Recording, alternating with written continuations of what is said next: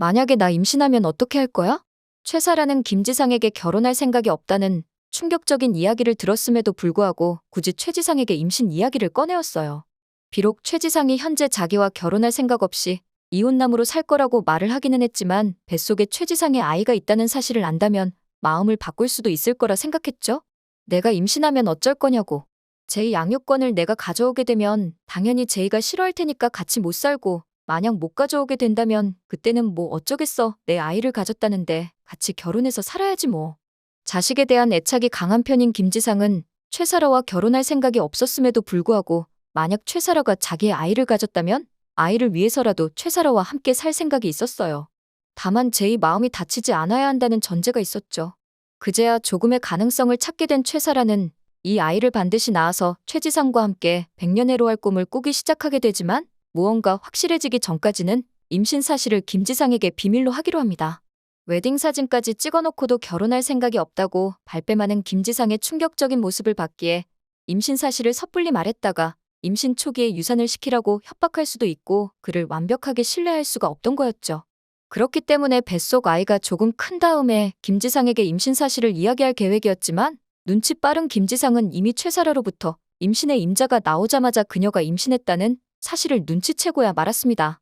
그리고 그녀의 서랍 안에서 태아 사진을 찾았고 다음날 바로 그녀가 다니는 산부인과를 찾아갔어요. 최사라 이 여자 이 병원 다니는 거 맞아?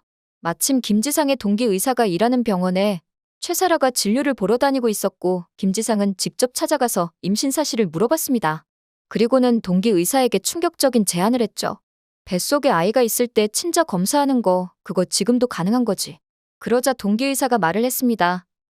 가능하기는 하지. 다만 의사의 소견이 있어야 해. 부모로부터 유전병을 물려받을 가능성이 있어서 그 가능성을 미리 알고 싶을 때 하는 검사라서 너나 내 와이프 둘 중에 한 명이 유전병을 갖고 있다는 증거가 있어야지. 근데 너 와이프랑 이혼하기로 한 거 아니야? 온 나라 뉴스가 너네 이혼 소식으로 도배됐었는데 갑자기 임신이라니 그게 무슨 소리야? 김지상은 답답한 마음에 다 털어놓았습니다. 상간녀 최사라의 아이라는 이야기를 들은 김지상의 동기 의사가 말을 했습니다. 아무래도 내 아이가 아닌 것 같다는 거지? 하긴 유부남이랑 바람피는 여자를 뭘 믿고 그런 여자들 뻔할 뻔자지. 양심도 없고 거짓말만 번지르르 하고 내가 그 여자 의심하는 것도 어찌 보면 당연하다. 그래서 어떻게 하려고 그래? 그 여자가 태아 친자 검사를 동의할 것 같아? 김지상은 자연스럽게 최사라를 병원으로 데려와서 태아 친자 검사를 받을 방법을 구상했어요. 그리고 일단 최사라와의 관계를 회복하기 위해 꽃 한 다발을 사들고 집으로 찾아갔습니다. 지난번에는 내가 말이 너무 심했었지? 가정조사 얼마 남지 않아서 예민한데 갑자기 화장대까지 놓겠다고 하니까 내가 화가 날 수밖에 없는 상황이었어. 근데 사라야, 이 태아 사진은 뭐야? 최사라는 자기에게 냉랭하게 대했던 김지상이 갑자기 다정하게 대하자 너무 행복해했고 사실 김지상의 아이를 임신했다고 고백을 했습니다. 하지만 김지상은 이 말을 쉽게 믿지 않았어요. 왜냐하면 김지상은 딸 제이를 낳은 뒤에 더 이상 아이를 낳을 일은 없다고 정관수술까지 받은 뒤였기 때문이었습니다. 최사라의 뱃속 아이가 자신의 아이가 아니라고 확신하고 있던 김지상은 최사라를 꿰어서 태아 친자 검사를 받았고 그 결과는 매우 충격적일 수밖에 없었습니다. 이 사실을 꿈에도 모르고 있던 최사라는 자기와 함께 병원도 같이 가주고 꽃도 사서 미안하다고 사과까지 하는 김지상에 대한 애착이 점점 더 커져만 갔고 그와 함께 살 방법을 연구하기 위해 다른 대형 로펌에 찾아가 자문까지 구할 정도였어요. 만약에 제이 양육권 못 가져오면 그땐 우리 애기도 아빠랑 살 수 있는 거죠? 김지상과 함께 살기 위해서 제이의 양육권을 못 가져오게 만들려고 궁리하는 최사라를 본 김지상은 더 이상 분노를 참을 수가 없었어요. 그리고 태아 친자 확인 검사지를 꺼내서 최사라 앞에 던져버렸습니다. 야, 내가 사람이냐? 요즘 의학기술이 얼마나 발달했는데 감히 그 뱃속 아이가 내 아이라고 속여. 그리고 제이도 못 데려오게 만들려고 해?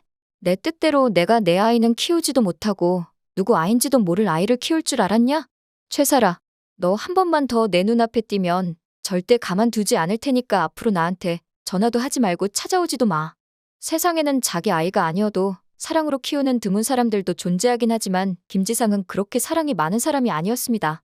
오히려 제이를 데려오려고 하는 것도 제이를 진짜 사랑하는 마음 반과 어떻게든 차은경에게 복수하고 싶은 마음이 반이었죠. 그렇기 때문에 법원에 가서도 제이는 제가 혼자 키웠습니다. 라고 거짓말을 하기 시작했어요. 뭐? 어디서 거짓말이야 지금? 제이를 자기가 혼자 키웠다고 주장하는 김지상을 본 차은경은 기가 막혀서 말이 안 나왔어요. 최지상은 제이를 데려오는 것도 마음대로 안 되자 그 화를 최사라에게 풀기 시작했습니다. 최사라와 함께 바람을 핀 건 자기면서 그저 최사라가 이 모든 일의 원흉이라고 고집했죠. 더 이상 참지 못한 최사라도 화를 내며 둘은 육탄전을 벌이기 시작했어요.